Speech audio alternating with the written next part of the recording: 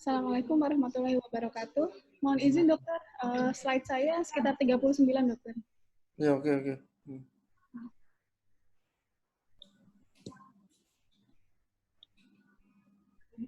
Terima kasih atas waktunya. Pada kesempatan ini, saya akan menyampaikan tentang MSCT Skin Mastery dengan pembimbing Dr. Zulfikar Nurtali, spesialis TKL konsultan MSc Med. Tujuan pembelajaran umum yaitu mampu menegakkan diagnosis klinis berdasarkan anamnesis, pemeriksaan fisik, dan pemeriksaan penunjang. Tujuan pembelajaran khusus yaitu menjelaskan anatomi dan topografi dari tulang temporal dan mampu menjelaskan gambaran MSCT scan mastoiditis, osteotom maupun fraktur os temporal. Kita mengulang dari anatomi Medulla auricula, kemudian eksternal acousticus meatus, kemudian membran timpani, ini adalah osikula, kemudian masuk ke telinga dalam.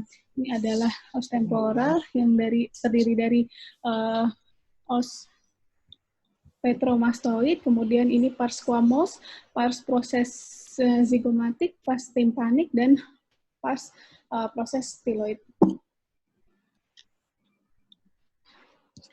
Ini adalah dimensi dari telinga bagian tengah, di mana ini bagian dari anterior, tampak membran timpani, kemudian malleolus, kemudian lateral dari incus, kemudian ini adalah segmen timpani, tensor timpani tendon, kemudian ini adalah nomor 4 adalah tuba eustachius, kemudian ini stapedius tendon, kemudian ini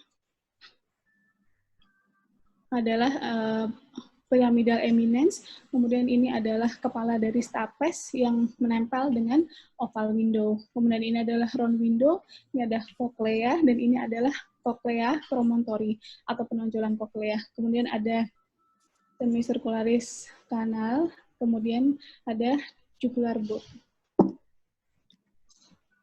Imaging of inner ear, ini adalah CT scan-nya, di mana pasien tertidur, kemudian alatnya jalan. Posisi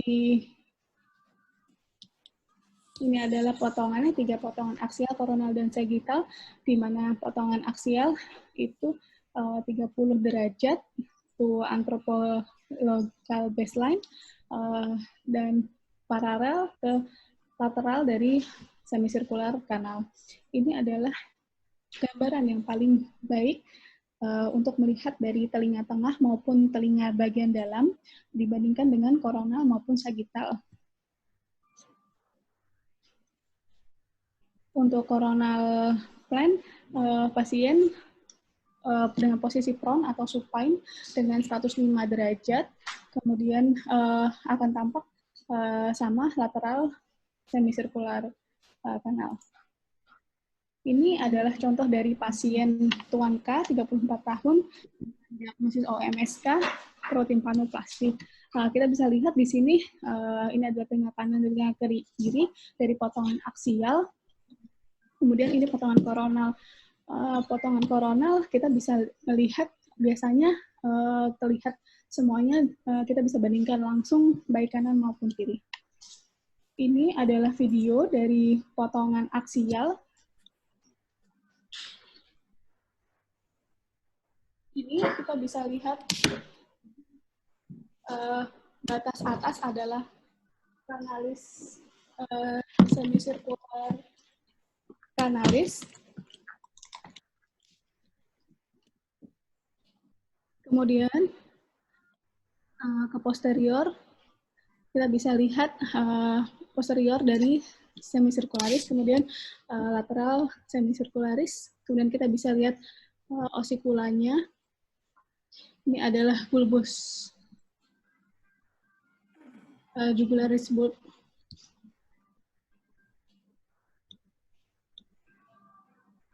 Untuk potongan aksial, kita bisa lihat pertama kali, paling atas adalah superior semicircularis canal. Ini biasanya dia seperti dua cincin atau dua lingkaran. Kemudian di bawahnya adalah posterior semicircular canal. Kemudian vestibular aqueduct ini kita bisa lihat dari gambaran dari anatominya, vestibular ductnya untuk gambaran dari CT scan-nya. Kemudian untuk internal auditory canal kita bisa lihat ini, kemudian ini di bawahnya dari SCC. Kemudian untuk nervus fasial terdiri dari 3 segmen, dari labirin segmen, tympanic segmen, dan mastoid segmen. Untuk labirin segmen, biasanya kita bisa lihat dari di bawah labirin, kemudian tympanic segmen, kita bisa lihat dari anatominya. Ini adalah labirin segmen, kemudian ada tympanic segmen. Untuk yang mastoid segmen, kita bisa lihat jelas di koronal maupun parakoronal. Ini adalah labirin par segmen. Untuk lateral semicircularis canal, biasanya tampak sebagai signet ring appearance. Jadi seperti cincin yang seperti ada cincin aki. Jadi ada 2 lingkaran, yang satu kecil dan satu besar. Untuk yang di telinga kiri tidak tampak karena pneumatisasinya kurang bagus. Ini adalah potongan dari koronal.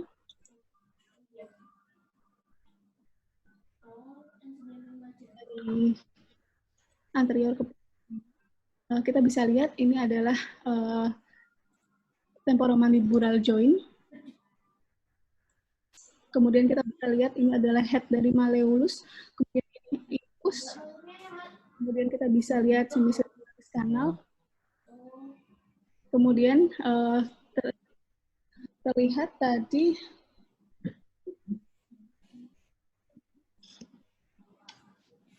posterior semicircular.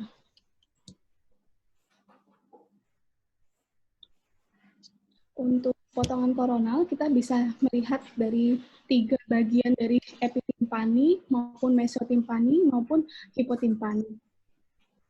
Untuk epitimpani, kita bisa melihat di sini, di belakang dari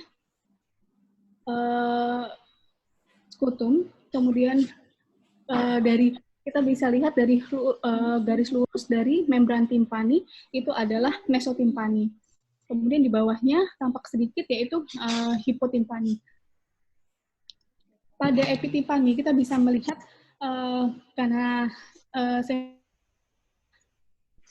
kemudian kita bisa melihat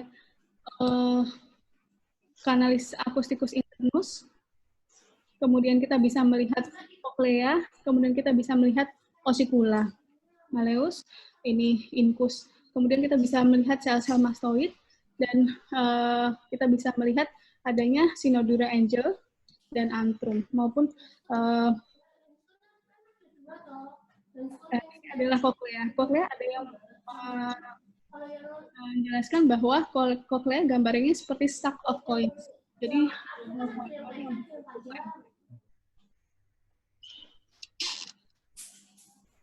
dan ini adalah cochlea aqueduct.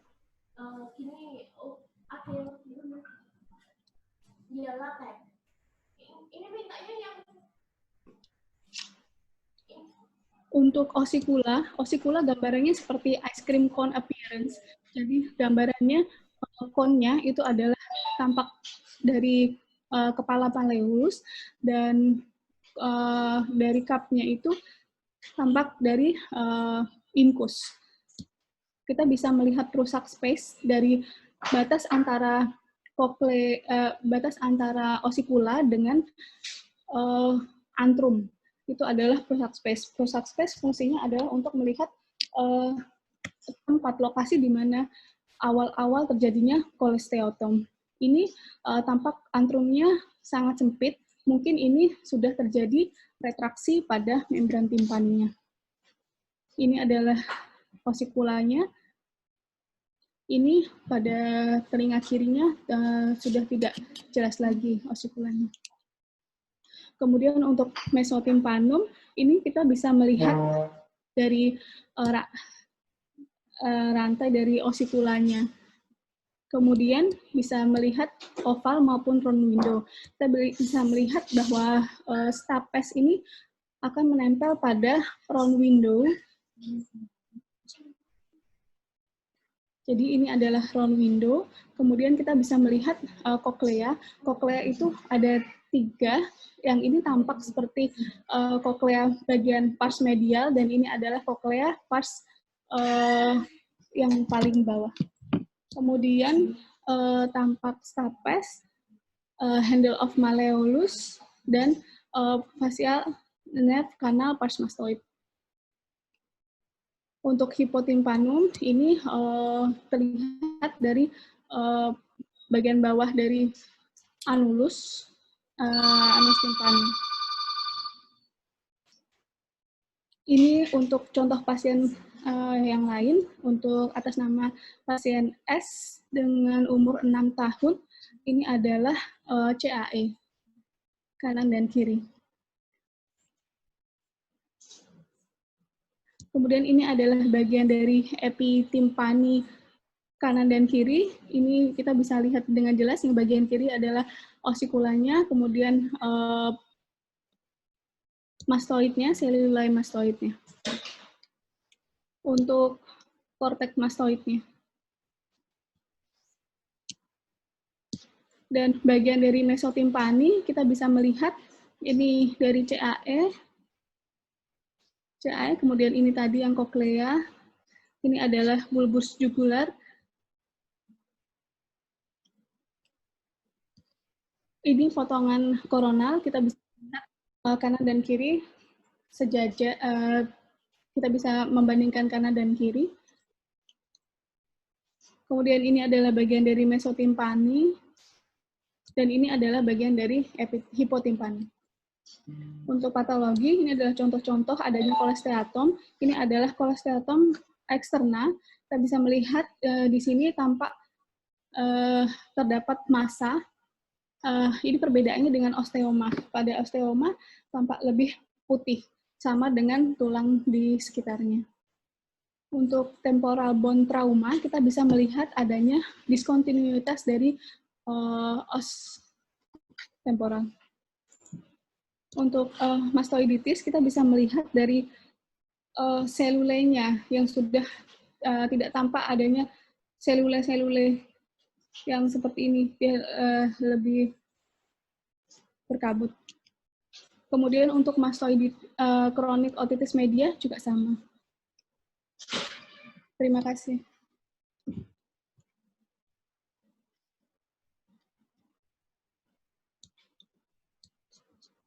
Tes masuk ya.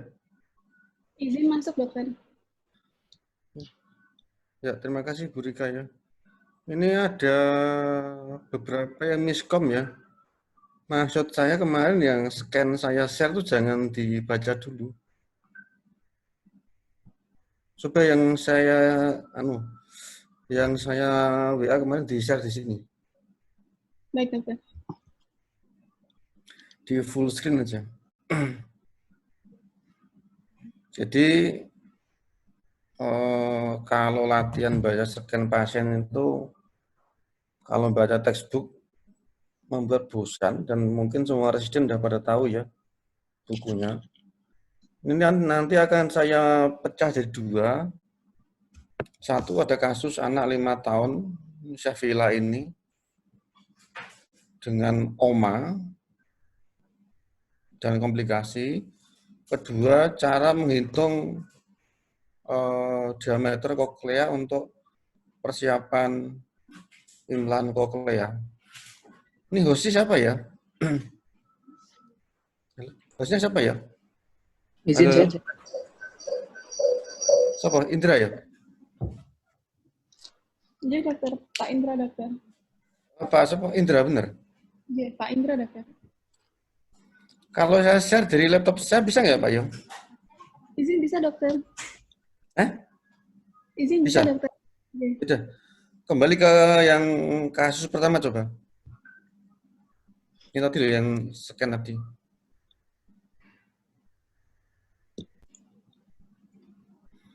Yang saya kirim WA kemarin.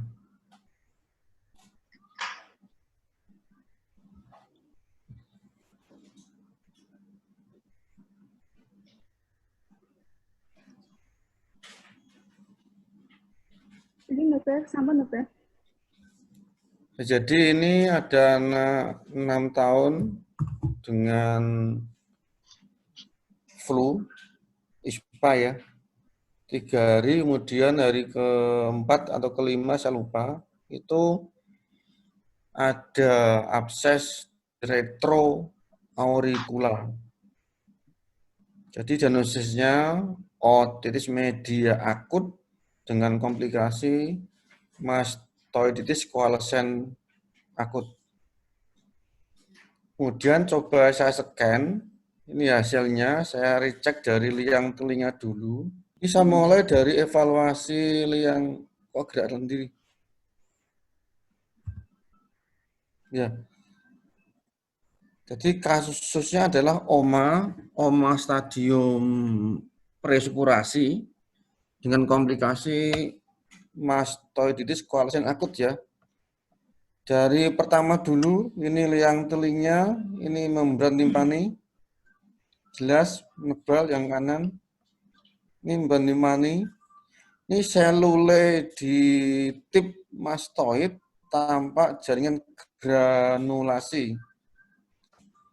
Coba diperhatikan ada titik hitam ini sama ini. Ini adalah nervus facialis pas vertikal ya. Ini sama ini. Kamu kelihatan, Rika? Izin dokter, kelihatan dokter. Ya. Jadi yang titik hitam ini adalah nervus 7 pas vertikal sebelum keluar dari foramen stylomastoidus. Patokan gampangnya kalau pengen cari nervus 7 tuh ini loh. Mulai basis koklea, cari titik yang bulat dan permanen. Ini kira-kira nervus 7 di sini, ini sama ini ya. Kemudian saya coba ke epitimpani dulu. Epitimpani kan bagian superior dari cavum timpani. Ini ada jaringan granulasi, yang kanan, yang kiri normal, cuma di selulenya epitimpani ada jaringan granulasi juga. Ini diperhatikan pada otitis media akut, meskipun belum ada sakit atau belum ada perforasi, di epitimpani mulai ada jaringan granulasi yang menyelimuti tulang pendengaran. Nanti implikasinya adalah akan menutupi aditus et antrum. Bila mulai dari situ muncullah tanda otitis media akut. Jadi ini yang depan ini malleus, yang ini processus brevis incus ya. Ini sama caput malai, processus brevis incus. Saya coba geser ke bawah dulu lagi. Ya.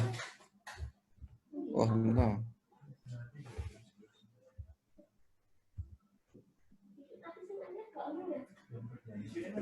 Ya. Masih di meso, tadi kan epitimpani tanda khasnya ada jaringan granulasi di epitimpani yang menutupi antrum. Ini coba sekarang turun ke mesotimpani. Sama seperti yang dikatakan Dr. Rika, adalah basis apa Rika? Ini kursus saya. Pars basalis dan koklea pas basalis.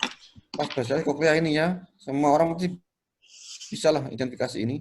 Ini apa nih? Bulbus jugularis dokter. Belum apa? Bulbus jugularis dokter. Sebelum bulbus belum apa? Percabangan langsung dari jantung kanan berarti ya. Apa? Pembuluh darah besar di sini. Arteri karotis dokter. Ya, karotis dextra berarti ya, kanan ya. Coba kamu lihat tulang yang menutupi karotis. Ini sangat tipis sekali. Ini kepentingannya nanti kalau misalnya ada pasien ada jaringan granulasi di mesotimpani, kalau operatornya itu bermaksud untuk mengevakuasi jaringan granulasi, kadang-kadang ini bisa sobek nanti perdarahnya sangat kencang gitu. Jadi diperhatikan pada kasus ini, karotisnya sangat tipis tulangnya. Kalau nanti bermain-main di sini, hati-hati tentang trauma pada arteri karotis. Kalau katakanlah tanda petik nasibnya jelek ya, kok sampai tulang ini tuh terkerok bahasa Jawanya, terjadi perdarahan, tidak usah panik, langsung cari benwek boleh, cari spongetan boleh, langsung isi kafum timpani ini dengan spongetan semua. Ditunggu 3-5 menit akan berhenti. Kemudian catatan lagi, ini di mesempani ada juga jaringan granulasi di selule itu. Jadi mulai sekarang kalau ketemu oma, jangan menyepelekan oma ya. Karena kalau nggak pas penanganan akan terjadi ini, granulasi di mesotimpani. Sama yang di telinga kiri juga ada granulasi di selule mastoidnya. Burika, ini tipe mastoidnya apa? Dilihat dari selulenya.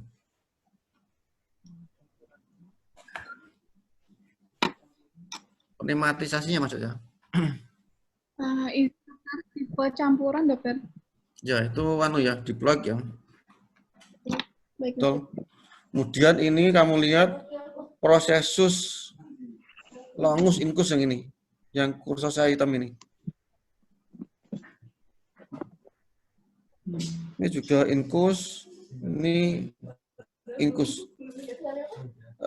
Nah. Coba kamu lihat ya, mulai dibiasakan. Ini adalah nervus 7 pas vertikal.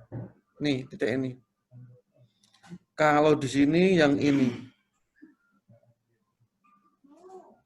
Nanti pada saat saya tentir tentang persiapan implan koklea, ada cara menghitung ini jarak antara nervus 7 dengan basis koklea. Oke, lanjut lagi. Ini sekarang potongan koronal. Burika. Ini apa burika? Ini apa? Hitam ini. Nih.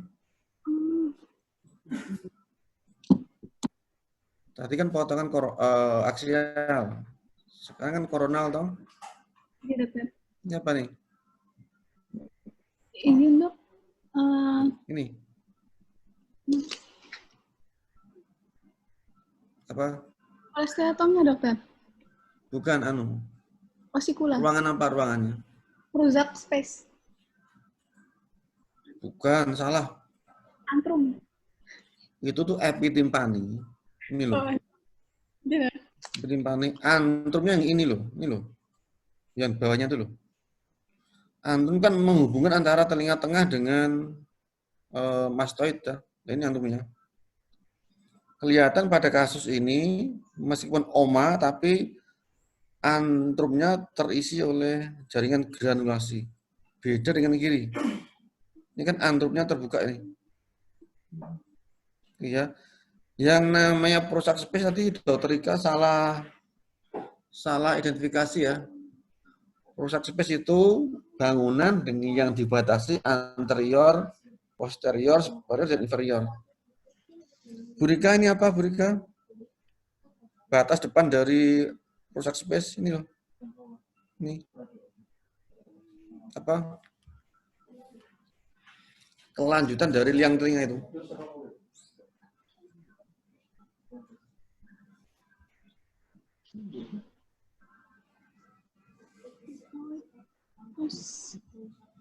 Depannya S. SC.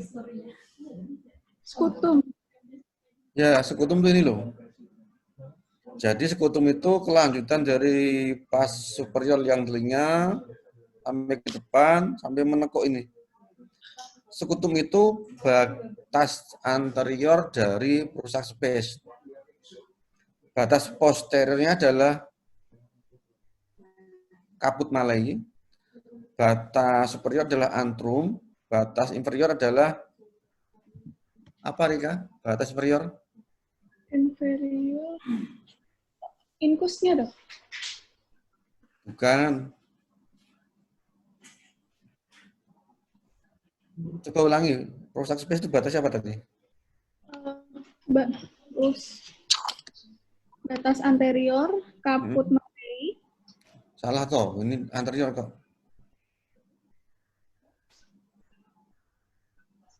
Anterior skutum, dokter. Skutum superior. Ini loh, ini. Menghubungkan epitimpani dengan mastoid apa namanya? Ini loh. Antrum. Superior, batas belakang tengah, medio posterior, apa? Kaput. Kaput Malay. Ini batas bawah apa nih? Ini loh. Masih di tulang Malleus.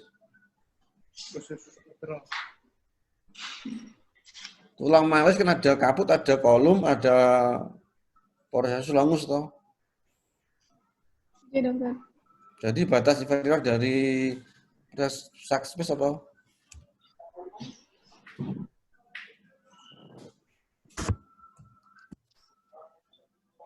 Ya Rika apa?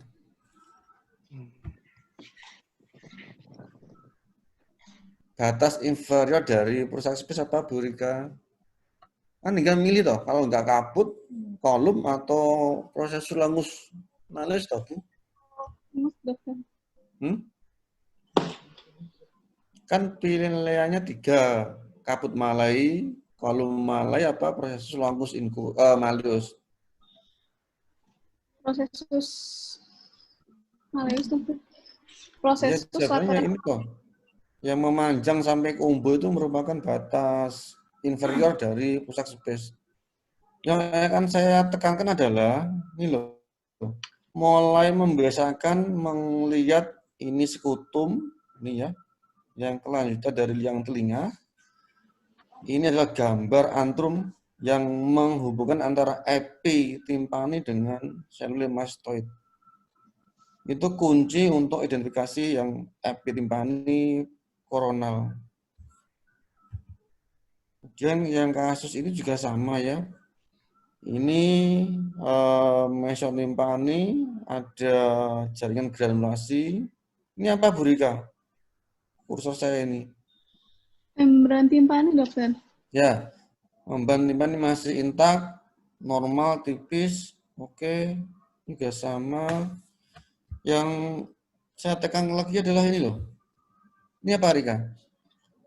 Kunci dari kasus ini cuma ada di sini nih. Ini apa nih? Tuba Eustachius, dokter. Ya, ini hipotimpani, ini ada tuba. Menghubungkan antara cavum timpani dengan nasofaring. Bisa kelihatan, ini kan tuba kiri kan long nih. Yang tuba karena ada sumbatan di Burika. Tuba ada 2 bagian, namanya apa? Pars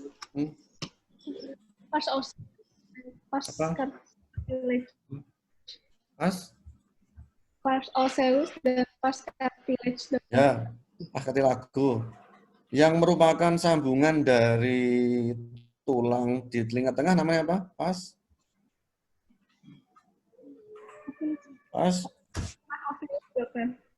osseus. Ini kan pars osseus toh ini loh ini. Yang mulai dari sini itu pars cartilago. Jadi pada kasus oma stadium presupurasi dengan komplikasi mastoiditis koalesen akut, kata kuncinya adalah sumbatan di tuba, kemudian epitimpani, antrum, terisi jaringan granulasi, dan ini, loh kok geser. Coba balikin Burika yang kasus saya tadi, yang ke aksial. Ya, stop ini. Stop tadi loh.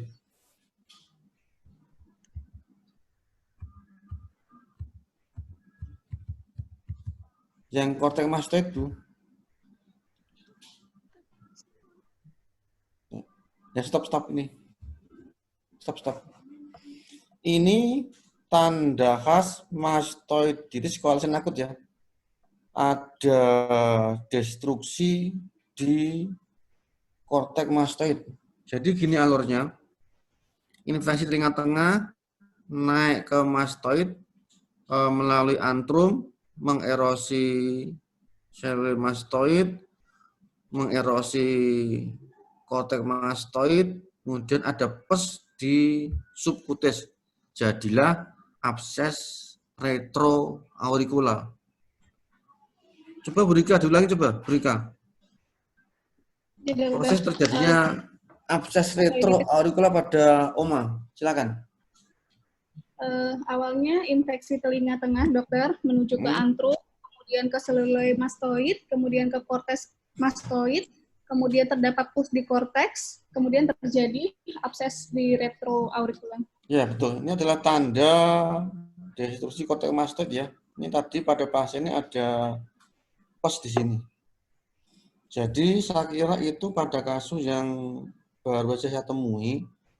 Untuk latihan soft skill baca scan, saran saya ambillah CD pasien yang di Karyadi itu, di copy, kamu masukkan ke Horos boleh, atau ke apa Burika kalau Apple?